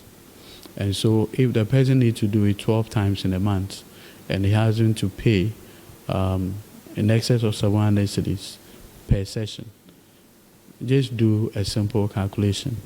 That's huge. You need to have dose of income or money to be able to sustain that. If there's any way, is it possible that National Health Insurance can even intervene? Is it possible? So that we can look at all the scenarios, the possibility of National Health Insurance getting involved to, as it were, to minimize the impact on persons who go for their dialysis every week. According to the hospital, they have met with the patients privately to discuss the fees. In addition to the increment in dialysis treatment, the hospital has resumed its routine operations at the dialysis center. This positive development comes after the hospital received a much-needed consignment of renal consumables. Previously, the center had to temporarily close down due to a shortage of the medication required for renal dialysis. Mustafa Salifu, the public relations officer of the Kolebu Teaching Hospital, explains that the treatment interruption occurred due to contractual issues with the supplier. We had some contractual issues with the suppliers of the consumables that we use to do the renal dialysis, and that caused some delay in getting the consumables imported into the country for services to our patients. But thankfully, last week we took delivery of those consumables, and then we are starting to provide the service from today to the patients.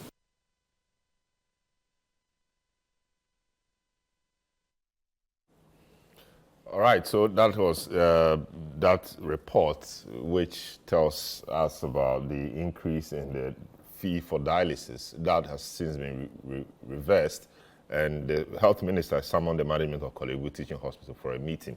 I start off with you, Suhindi. You are in Parliament. Just briefly, you know, these are agencies. We know about the Fees and Charges Act, which tells us how certain agencies of government must charge, etc. The fees must be approved by Parliament. Tell us the process. How does it work? And how come, in your view, this didn't go through that process? It just came up all of a sudden and people had to pay a new price or a new fee. Well, I think first of all, there's a need for one to commend the First Sky Group Limited. When the story broke, I will speak for myself. I found out that the First Sky Group has been taking care of 60% of patients that go to the renal unit at the Kolebu Teaching Hospital. And I think it is commendable. And they have been doing so in the last 8 years. Wow. And there's a need for us to commend them and hope that other agencies like them will continue to do the great things that they do in the quiet in support of this country.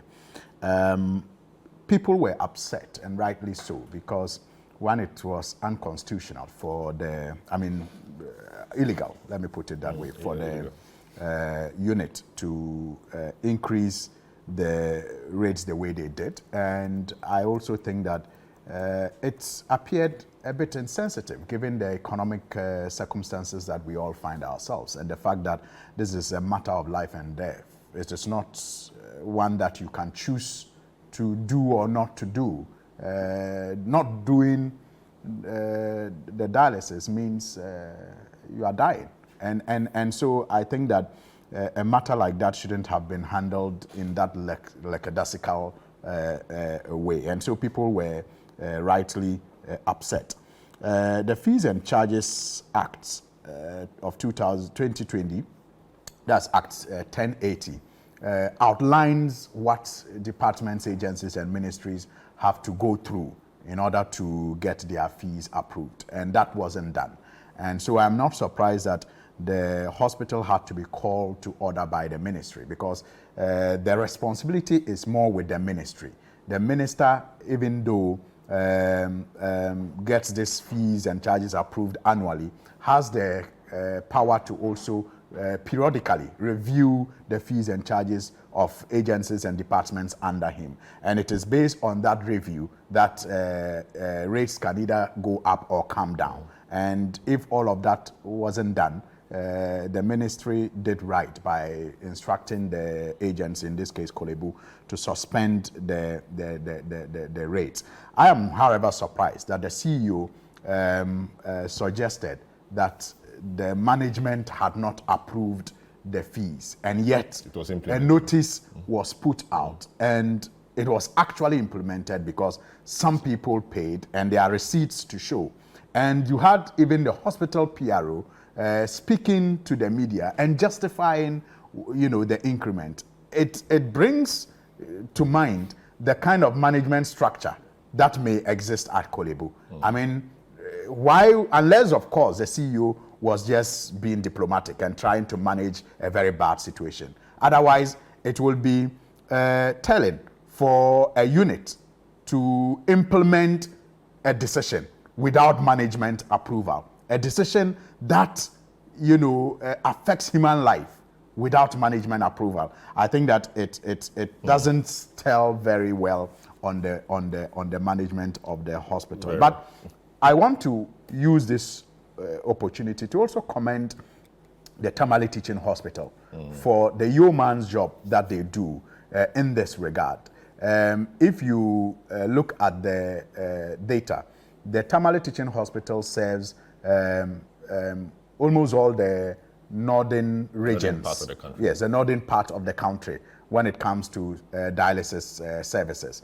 And unlike the south, you do not even have private, you know, institutions also providing this service. In fact, my understanding is that some come as far as Burkina Faso to Tamale to undertake dialysis. And they just have 5 kits, you know, at the Tamale Teaching Hospital. And the pressure you can imagine that exists on these 5 kits. And unlike Kolebu again, they do not have the pleasure of getting support from any private entity to absorb the fees. But Selom, interestingly, the Tamale Teaching Hospital also acquire or purchase their consumables from the same vendor.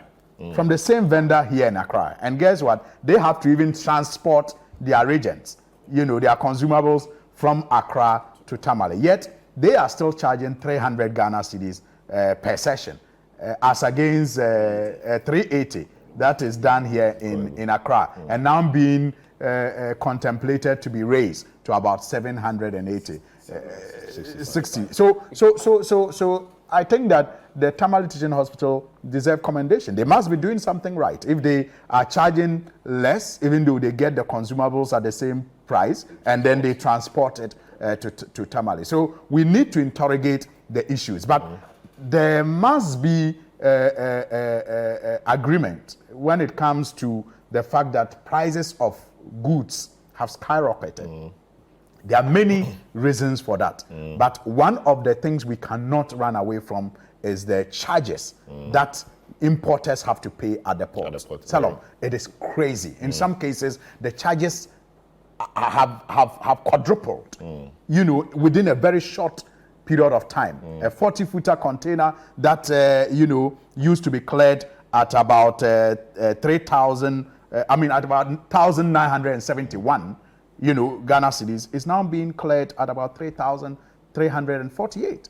And that was in January. I'm sure it's even, that was in October last year. I'm sure it's even higher as we speak now. So it's all of these impact on the prices that we are having to pay for goods and services out there. And it just tells you the need for us to all get our loins and work for change to give this country a new, you know, fresh of life. Very well. Let me speak to Major Kojo Ahinkra, who is a kidney patient.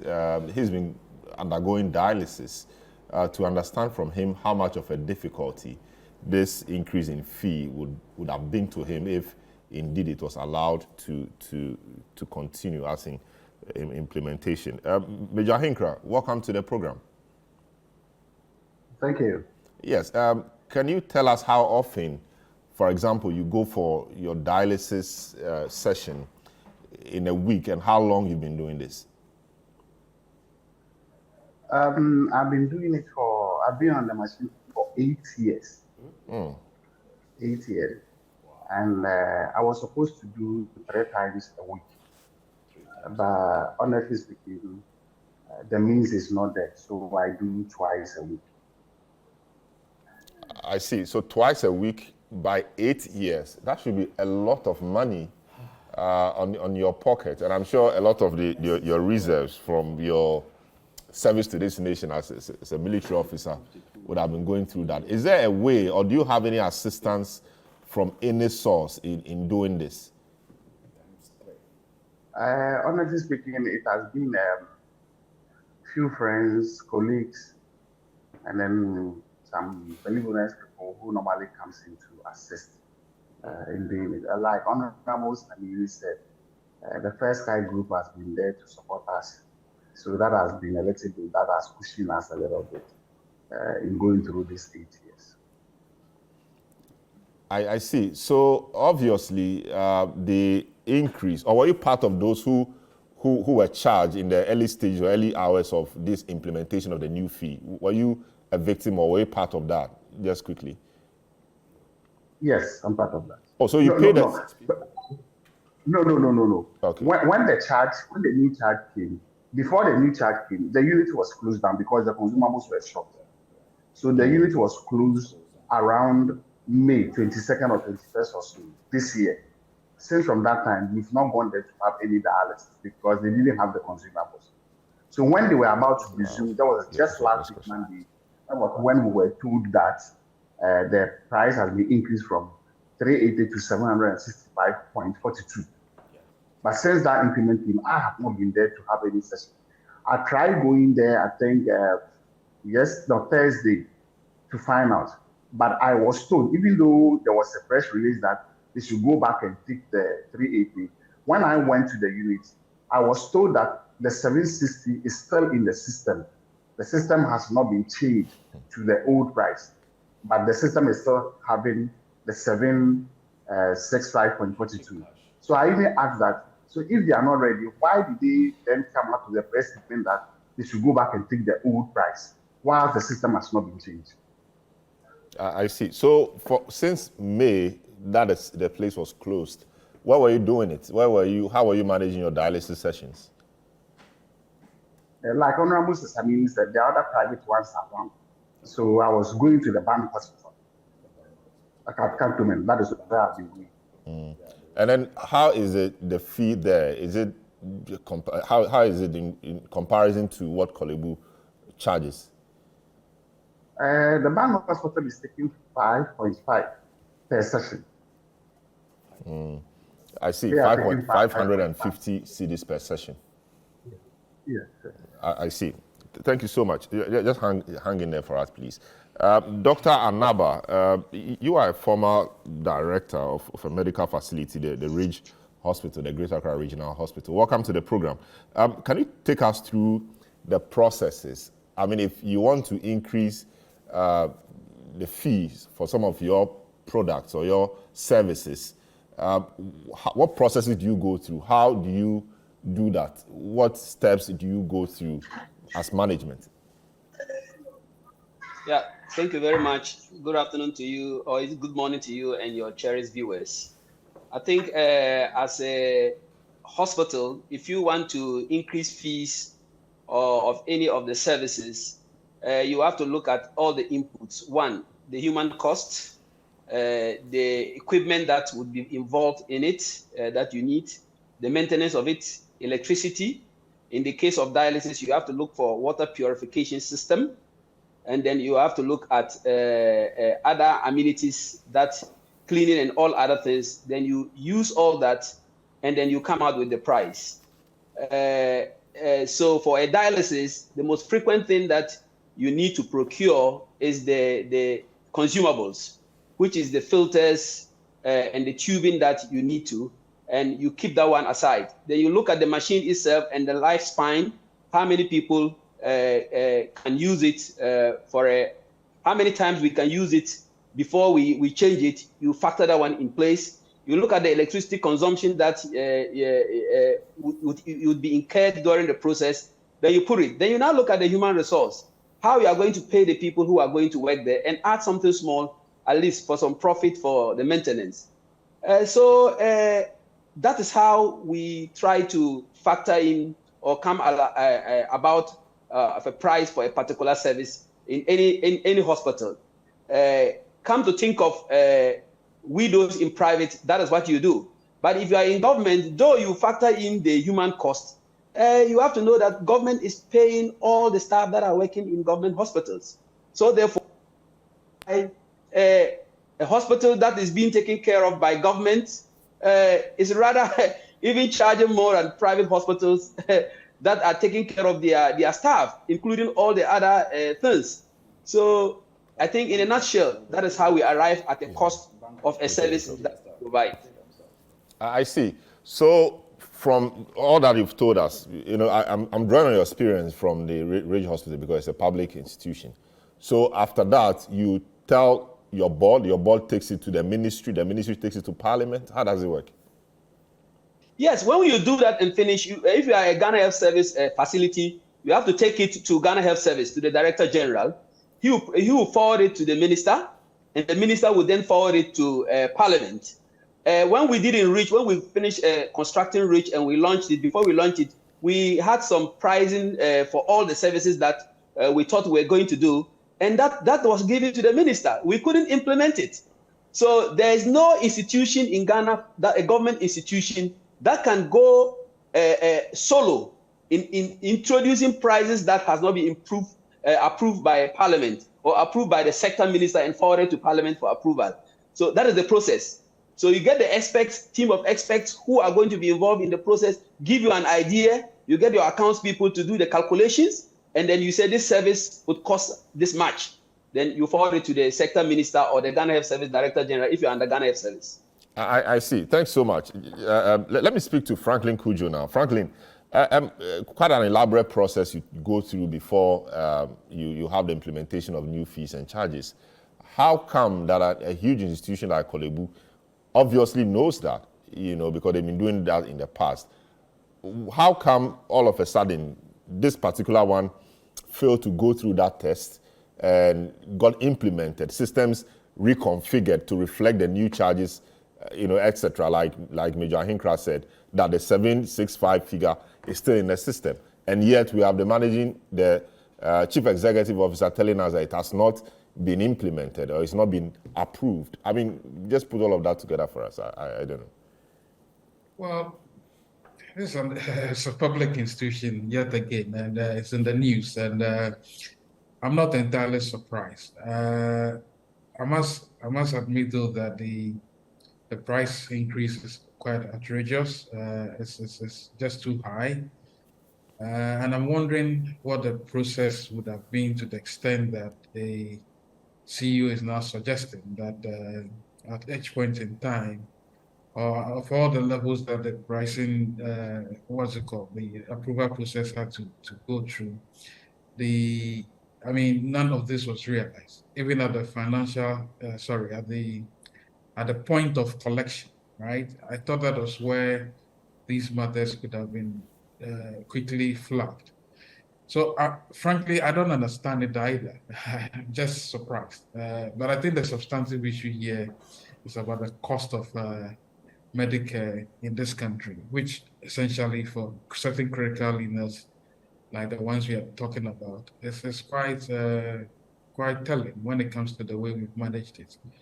I'm a stickler for private sector participation in some of these things, especially when the fees or the licensing regime are such that the private sector can take up some of these very difficult, challenges in the health sector and then deal with it.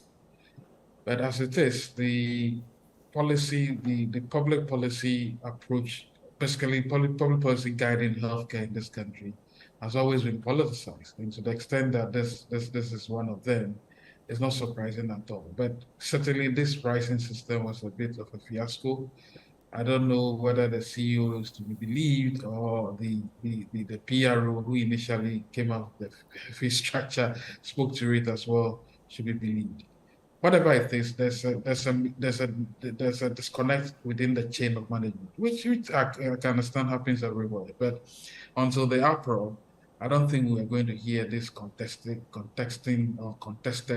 the testimonies as to what exactly led to the price hike. Whatever it is, we can also gloss over the fact that indeed our economy has already caused some of these challenges, these changes to occur price-wise.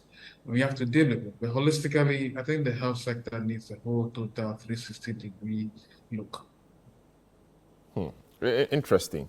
Haruna, people who need healthcare, dialysis, etc., some of these people really don't have, some have money, others don't. Increasing this without recourse to the processes, It's a bit harsh, illegal. But how did we get here? Is it a breakdown of other leadership? You know, why? How did we get here? Salam, I think this is very unfortunate. The health of the people must not be taken for granted at all. And I don't think that there's any justifiable reason for what has happened. First and foremost, I would want to commend the health minister for making sure that he got into this particular matter and called the management of Kolebu to have a meeting and put a stop to what is currently ongoing. What we must all know is that health is important to everybody. Health doesn't know political parties. Health doesn't know age. Health doesn't know your gender and what have you. Some of these things, there are laid down procedures as to how such increments are being made. If that is so, I don't understand why all of a sudden a unit can just get up and then go ahead to implement a new fee. Not just implement, but even put it in the system that has not been approved. Then you don't ask yourself who checks the system, because we have different ways of at which we measure quality, because we have quality assurance and we have quality. There are two: is quality assurance and one. So there should be somebody who is checking that. How did it come that these fees have been fixed even into the system when the reversal is cost and then they can still go and have access to the old prices? I don't wish anybody to be on this dialysis. I've had a brother who has been on the dialysis from Ababu. We've lost him some 1 month ago, and I felt very pity. I don't wish to have anybody on it, and those on it, I pray for them to get a very speedy recovery from it, because it's not something that we should be laughing over. It's something that we must take serious as Ghanaians. And I'm very happy that Honorable Suyini is recounting of what is happening even at the Tamale Teaching Hospital.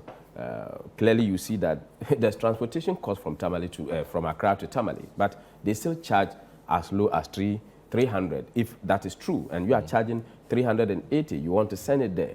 I think that there should be that consensus. Health minister should look into that and see how costing of some of these things go into, because I know transportation is one of the factors when you are costing.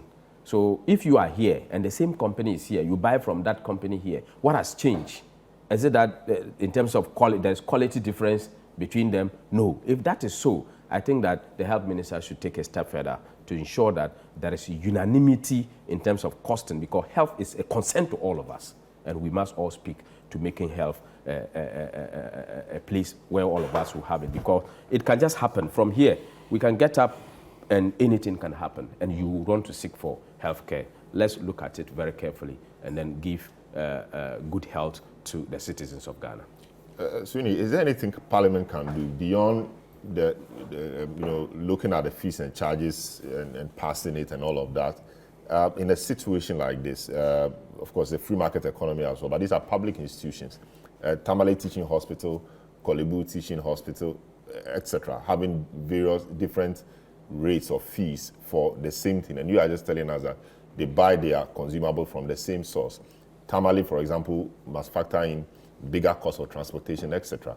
I don't know if it's a human resource, I don't know what it is that is putting Kolebu above them in terms of cost, and now they want to even double what they are taking. I don't know what Parliament can do about that. Is there a way Parliament can intervene and harmonize, the fees and make it more affordable, so a lot more people in the same situation can have healthcare? Well, yes, Parliament has a role to play, especially when it comes to streamlining the fees and making it uniform across board. Even if it is not uniform, you take into consideration the different services that are provided. For example, the price of, say, a shoe in a shop by the roadside that doesn't pay electricity because they don't use it, air condition, cannot be the same as the price of the same shoe in a boutique. I mean, so you can look at all of that in approving the fees and charges that are presented before you. But when the difference is that astronomical, then the ministry, for example, must be paying attention to the rates that are presented by their agencies for them to forward to Parliament. They must also be looking at the services that are provided by the agencies under them to see if the charges merit the services that they provide. And that's why Act 1080 actually gives the minister the power, even after the approval process, to still review, the services and the rates in the course of the year. But Salom, this discussion brings to focus the pricing regime in this country generally. I remember an article I wrote some time ago about the impact of even redenomination on pricing in this country. I mean, for example, it's so easy to increase an item from 1 cedis to 2 cedis. But in the past, it would have been very difficult to increase an item from 1,000 to 2,000. The mind has a way of convincing you that 1 cedi to 2 cedi is insignificant, but 1,000 to 2,000 is huge. And yet so that is the impact of redenomination, because we're told the value is the same. Because so 1 cedi to 2 cedi is the same as 1,000 to 2,000. But in the mind, you don't see the value to be the same. But so we need to look at that pricing regime that exists in this country, where people just wake up and then they decide that, okay, the supplier has increased the goods, and so there is no guiding principle, there's no range. For me, it's just the market that determines if the price is acceptable to them or not. But apart from the pricing regime, we also have to, face the fact that taxes and our government's desire to just sweep everything, I mean squeeze water out of stone, it's also hurting some of these services and the prices that they have to charge for it. I've just told you that if you monitored the conversation on social media with regards to the dialysis, it went alongside charges at the ports. And that's why I brought that in, because initially the thinking was that the reagents, the consumables had increased, the prices of the consumables had increased because those importing it were now paying higher charges at the ports, which is true, because if you look at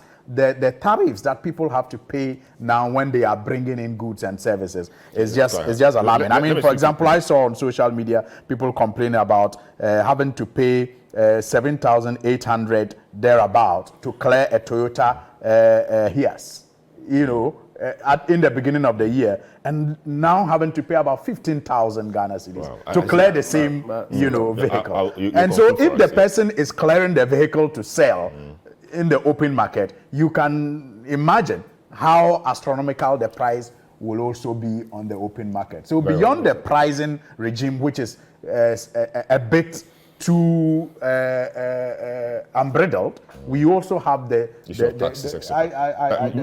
need of our government. Major Hinkra, if you have an appeal to make to government and the powers that be, what would that appeal be in respect of the fees, in respect of the service itself, and everything you go through as a kidney dialysis patient? Okay, thank you very much. For the government, in fact, the only thing I can say, like Honorable Sabine is saying, the import duty should be scrapped of all the medical consumables that comes to the country. Now, if the government comes to our aid at Kolebu, there will be a lot of pressure on Kolebu because everybody will be coming there. But if the import duty of the consumables are scrapped, those people, the private ones, who can bring their prices down. Because, my brother, honestly speaking, Kolebu, the patient, we are normally about 250. That is the OPD cases. OPD. Those are the ward, you don't even know the number yet. And it's not only in Kolebu. There are about 10 private dialysis centers in Accra. All of them have got their patients. So you can imagine the number. So if the government is able to scrap off the import duties on those consumables to bring the price down, it will be very good.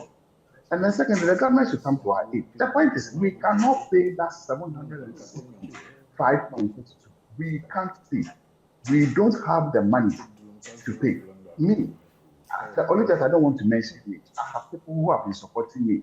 Even if he has not even got it, she has to squeeze her money and give it to me to go for dialysis. Please, we cannot pay this money. I see. We can't pay. Very well. We can't pay. So the government should scrap off the import duties on those consumables for us, so that it can bring it very down to everybody. And we have a lot of people on the dialysis machine. That's what I'm saying. I can only speak as Kolibu because that's where I go. Very well. 250 people. I see. So, Doc, apart from the taxes, I also just think that, I mean, we should begin a discussion to see if the National Health Insurance can take care of some of these. That's already. Yeah, you've worked there, you have that experience. Dr. Anaba, what can we be doing? Health insurance, or what? Health insurance already overburdened? 30 seconds, please. About the health insurance? Yeah, what can we do to help people going through the dialysis and all of that? Well, me or the doctor?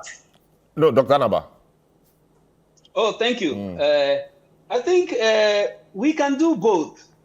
One, include it in the health insurance, because we don't have so many people needing dialysis, but the need for it is just mandatory.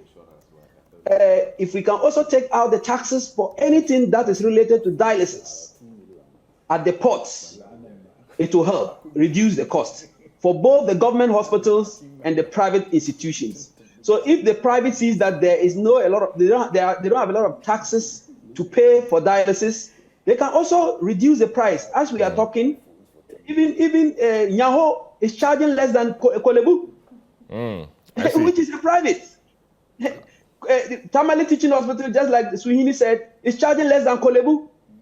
So looking at the consumables, how much does a consumable cost? How many patients do we have in Ghana? We have the renal repository in Ghana. We can use that data. They have the data of all patients with renal failure. Use that data to estimate how many of them will need dialysis in a day. Let's get a very good policy in this country, at least to give back. The government is always in to take in, but doesn't want to give back. Very well. Franklin, what can we do? Just briefly.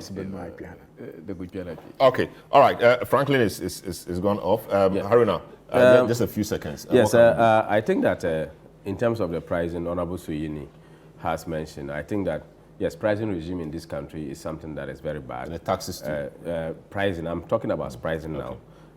Pricing in this country is something that is very bad. It is attitude now. It is something that not only government can take care of. It involves everybody, a collective decision of all of us as to how we are going to deal with it. And when you look at, you talk about the port charges. Before, other people maybe might have been charging an illegal fees that they used to beat it down. Now they have digitalized the system.